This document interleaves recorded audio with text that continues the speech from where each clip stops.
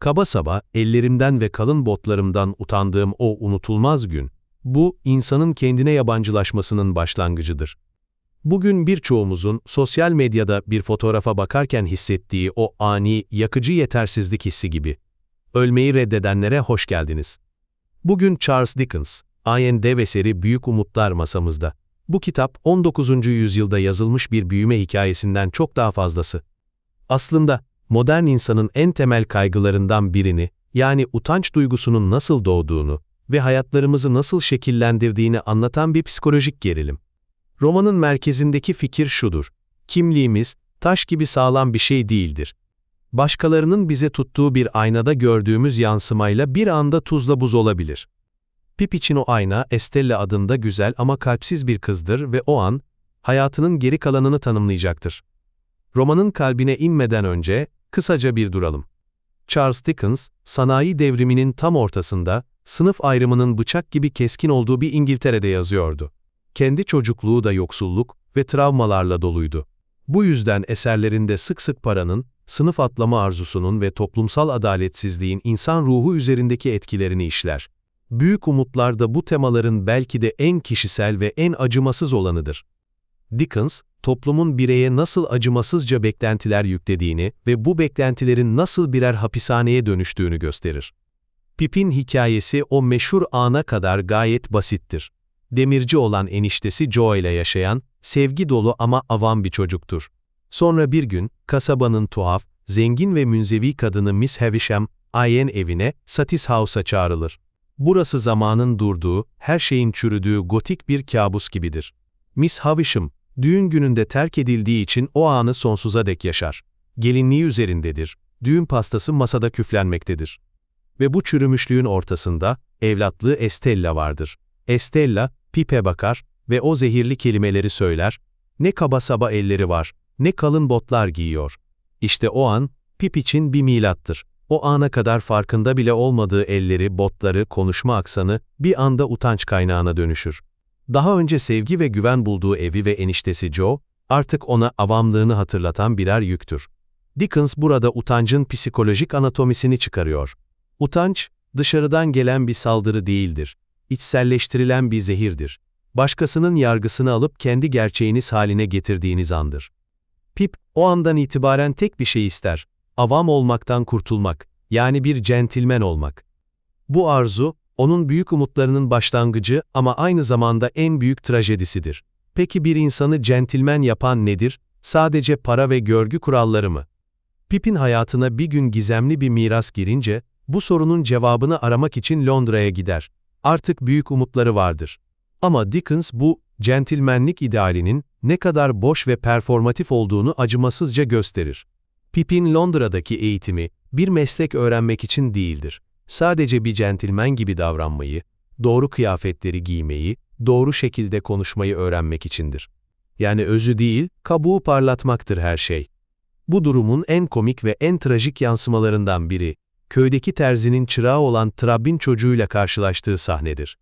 Çocuk, Pip'in yeni, kibirli yürüyüşünü ve tavırlarını abartılı bir şekilde taklit ederek, onu herkesin önünde rezil eder. Bu küçük isyan, Pip'in yeni kimliğinin ne kadar yapay, ne kadar kolayca yıkılabilecek bir performans olduğunu yüzüne çarpar. Aynı şekilde eniştesi Joe onu Londra'da ziyarete geldiğinde, Pip onun avam tavırlarından, kaba saba giysilerinden dehşete düşer. Kendisini var eden, ona koşulsuz sevgi veren adamdan utanır. Çünkü centilmenlik performansı, samimiyete ve geçmişe yer bırakmaz. Dickens bize şunu fısıldar: gerçek soyluluk, cüzdanda ya da gardıropta değil, Joe gibi karakterlerin temsil ettiği dürüst ve vefalı kalptedir. Pip'in oda arkadaşı Herbert Packet, Ayn dediği gibi, hiçbir cila, ahşabın dokusunu gizleyemez. Bu yozlaşmış, sürekli performans gerektiren dünyada insan hem hayatta kalıp hem de ruhunu nasıl koruyabilir? Dickens bu soruya dahiyane bir karakterle cevap verir: Bay Wemmick. Wemmick, Pip'in vasisi olan acımasız avukat Jaggers, Ayn başkatibidir. İş yerinde, Londra'da, tam bir makinedir. Duygusuz, pragmatik ve tamamen işleve odaklıdır. Ağzından sürekli taşınabilir mülk edin lafı düşer. Yani, daracına gidecek müvekkillerinden alabileceğin, yüzük saat gibi küçük ama değerli eşyaları topla. Bu, Londra'nın acımasız kapitalist ve yozlaşmış yüzüdür.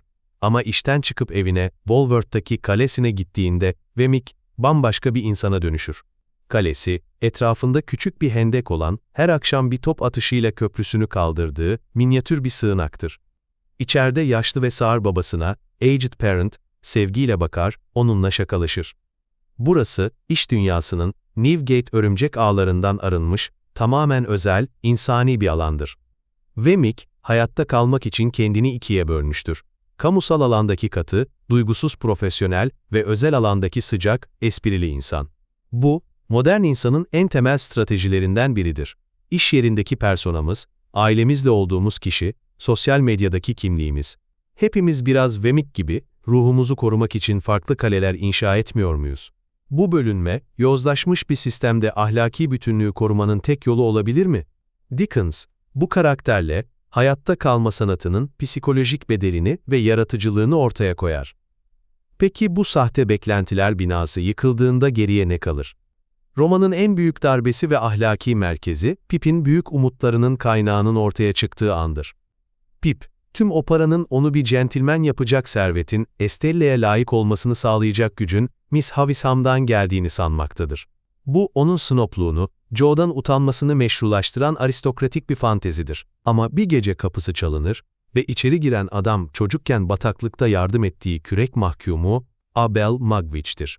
Ve gerçek ortaya çıkar. Pip'in gizemli velinimeti, Miss Havisham değil, Avustralya'da servet kazanıp hayatını adadığı centilmenini görmeye gelen bu, kaba saba mahkumdur. Bu an Victoria dönemi, sınıf yapısını dinamitleyen bir andır. Bir centilmenin parlak geleceği, toplumun en alt tabakasından bir suçlunun kanı ve teriyle inşa edilmiştir. Pip'in dünyası başına yıkılır. Sadece hayal kırıklığına uğramaz, tiksinti duyar.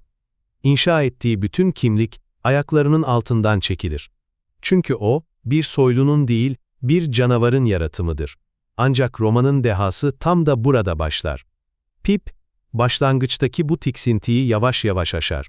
Magwitch'in savunmasız, hasta ve nihayetinde yakalanmış halinde, ona bu hayatı veren adamın fedakarlığını ve insaniyetini görmeye başlar.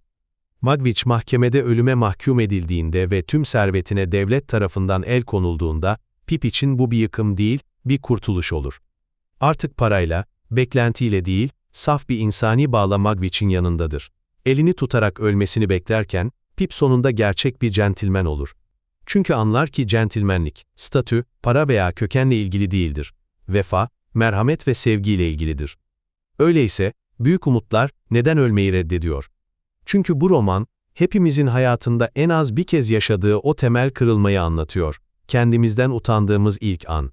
Bugünün dünyası devasa bir satis house gibi. Instagram akışları, LinkedIn profilleri, başarı hikayeleri.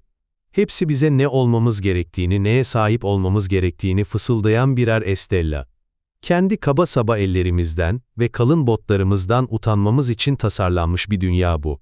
Hepimiz Pip gibi bir centilmen olma, yani ideal bir benlik yaratma ve onu sosyal medyada performans olarak sergileme baskısı altındayız. Bu performansın sahteliğini hissettiğimizde ise imposter sendromu yaşıyoruz.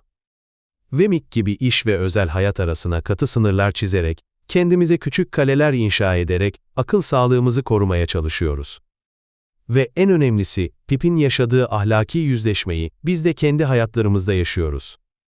Başarımızın, konforumuzun ve ayrıcalıklarımızın aslında kimin emeği, kimin fedakarlığı üzerine kurulu olduğunu sorgulamak zorundayız. Büyük Umutlar, bize sahte beklentilerin enkazı altında bile gerçek bir kimlik inşa etmenin mümkün olduğunu hatırlatır. Bu kimlik, başkalarının onayıyla değil, Joe'nun koşulsuz sevgisi ve Magwitch'in sarsılmaz vefası gibi temel insani değerlerle kurulur. Ve işte bu yüzden ölmeyi reddediyor.